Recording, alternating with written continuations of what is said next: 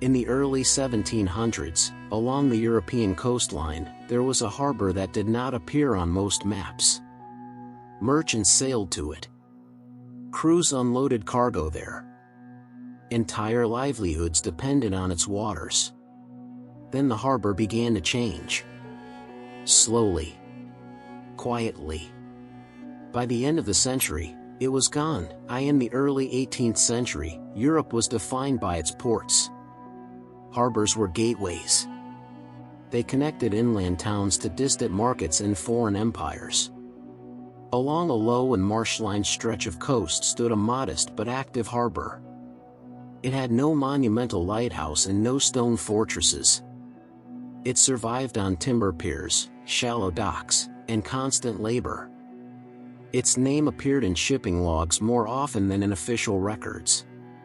The harbor served fishing vessels, grain barges, and small merchant ships. Cargo moved by hand. Barrels of salt fish. Sacks of grain.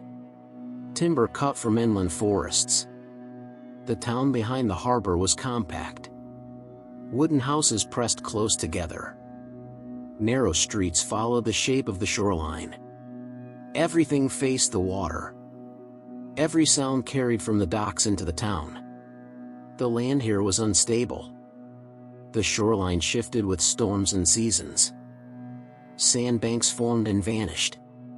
Tides crept farther inland during winter. The people knew this. They repaired docks constantly. They raised buildings on stone footings. They reinforced embankments with timber and brush. These were accepted routines, not signs of danger. Trade kept the harbor alive. Ships arrived from neighboring regions. No great fleets. No war convoys. Only working vessels crewed by men who knew these waters well. The harbor did not compete with major ports. It filled the gaps between them. It was useful. That was enough. Local authorities collected modest fees. They issued permits. They kept basic records. But no central power invested heavily in the harbor. It remained peripheral. Useful, but replaceable. When storms damaged the outer piers, repairs were delayed. When channels silted up, dredging was minimal. Each year, maintenance became more difficult. By mid-century, subtle changes appeared. Larger vessels avoided the harbor. Groundings became more frequent. Fishermen complained that familiar routes were no longer reliable. Soundings showed uneven depths where stable channels once existed. These reports were noted, then archived. The town adapted as it always had. Smaller boats were used. Cargo was transferred farther offshore. Work took longer. Profits shrank. Families tightened their routines. No one spoke of abandonment. The harbor had always been there. It was assumed it always would be.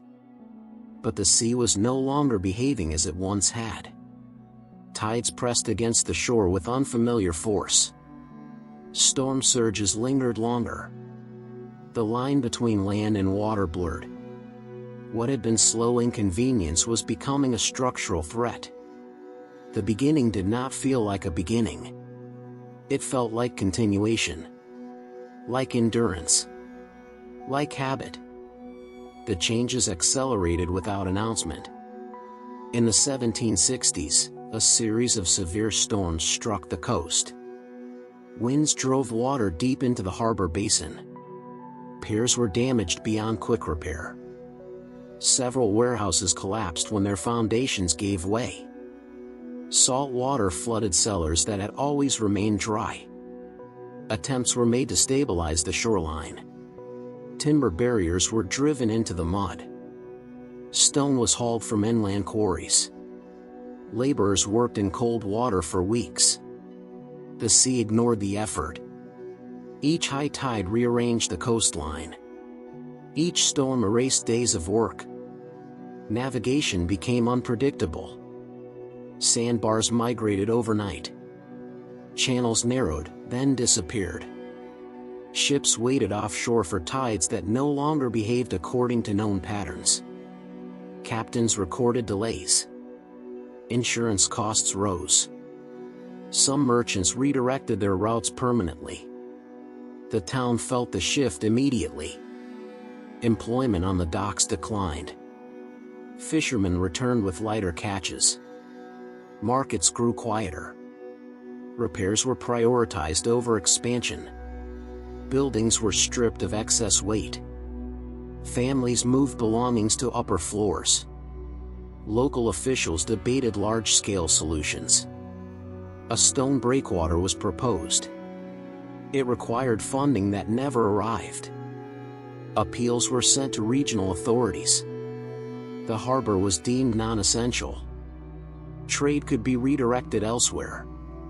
The recommendation was adaptation, not preservation.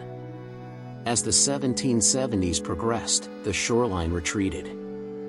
Whole sections of the outer harbor submerged during high tides. Streets closest to the water flooded regularly. Wells turned brackish. Livestock was moved inland. Some families left quietly. Their houses were boarded up. Others stayed, convinced the sea would settle as it always had. One winter storm changed that belief. Waves overtopped the remaining embankments. The harbor basin filled with debris. Boats were torn from moorings and smashed against each other. When the water receded, the docks were no longer aligned with the shore. Parts of the town stood isolated by channels of standing water. Recovery was partial. The most damaged structures were dismantled. Materials were reused farther inland. The harbor shrank, both physically and economically. Its role diminished to local fishing and limited coastal trade. By the final decades of the century, maps stopped marking the harbor clearly. Some labeled it as marshland. Others omitted it entirely. Travelers described the area as unreliable terrain. Ships passed by without stopping. The town persisted, but its purpose eroded. Without the harbor, it was no longer a node of movement. It became a place at the edge of things. Waiting. Watching the water advance. The final transformation came without witnesses who understood its scale. A sequence of storms, combined with unusually high tides, overwhelmed what remained of the harbor. Water cut new channels through the weakened ground. The basin collapsed into the sea. Docks vanished first. Then warehouses.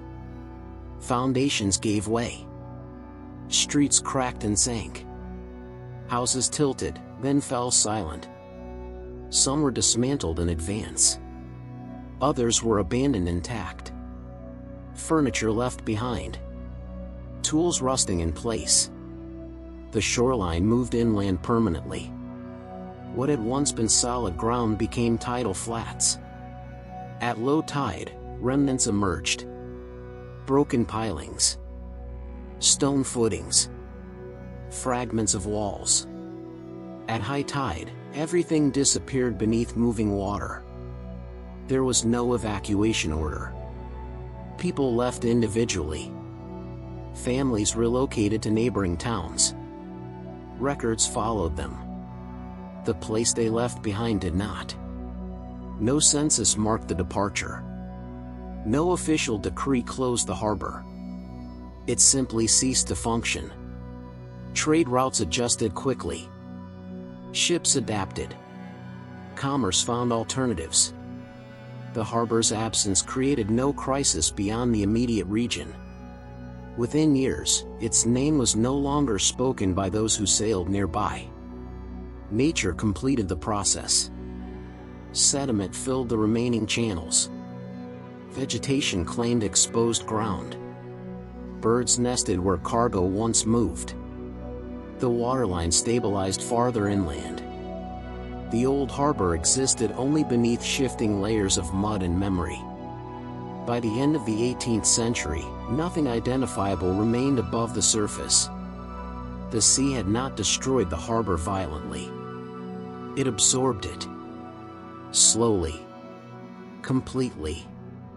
The harbor does not appear on modern maps. Not as a port. Not even as a ruin. Its outline was erased by water and time. What remains lies below the surface. Timber posts buried in silt. Stone foundations broken and scattered. Paths that once carried carts now crossed only by tides. The people who lived here did not vanish at once. They left in fragments. Families moved inland. Records followed them.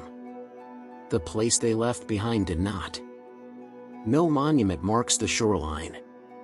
No sign explains what stood here. The sea reshaped the coast until memory lost its anchor. New routes replaced old ones. Ships passed without slowing. The town dissolved into other towns. Names changed. Occupations shifted. Children grew up elsewhere.